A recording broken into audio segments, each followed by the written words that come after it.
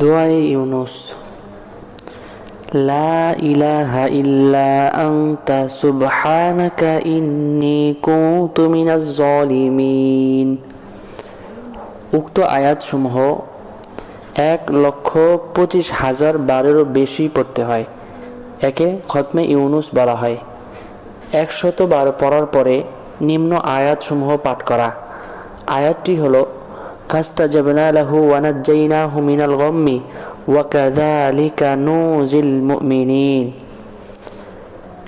কোনো উলামায়ে কেরামগণ বলেন যে খতম শুরু করার পূর্বে ১১ বার দরুদ শরীফ পাঠ করা এবং বিসমিল্লাহ বলে খতম শুরু করা, এবং এভাবে খতম শেষ করার পরেও ১১ বার দরুদ শরীফ পড়া এবং খতম চলাকালীন কোনো কথাবার্তা বা অন্য কোনো কাজ থেকে বিরত থাকা।